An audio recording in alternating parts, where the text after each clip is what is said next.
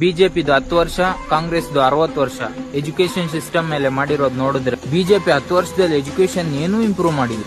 ಆದ್ರೆ ಕಾಂಗ್ರೆಸ್ 60 ವರ್ಷದಲ್ಲಿ education system ನ ಇಂಡಿಯಾದಲ್ಲಿ ಅಮೆರಿಕ ತರ ಮಾಡ್ಬಿಟ್ಟಿದ್ದಾರೆ.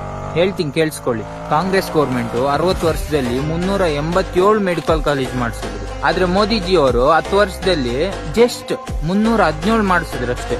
ಕಾಂಗ್ರೆಸ್ ಗೌರ್ಮೆಂಟ್ 60 ವರ್ಷದಲ್ಲಿ 2 AIIMS ಮಾಡಿಸಿದ್ರು. ಆದ್ರೆ ಮೋದಿ ಅವರು ಜಸ್ಟ್ 15 AIIMS ಮಾಡಿಸಿದ್ರು ಅಷ್ಟೇ. ಕಾಂಗ್ರೆಸ್ ಗೌರ್ಮೆಂಟ್ 60 ವರ್ಷದಲ್ಲಿ 13 IIMs ಮಾಡಿಸಿದ್ರು. ಮೋದಿಜಿ ಅವರು 7 IIMs ಮಾಡಿಸಿದ್ರು. ಕಾಂಗ್ರೆಸ್ ಗೌರ್ಮೆಂಟ್ 60 ವರ್ಷದಲ್ಲಿ 16 IIT ಮಾಡಿಸಿದ್ರು.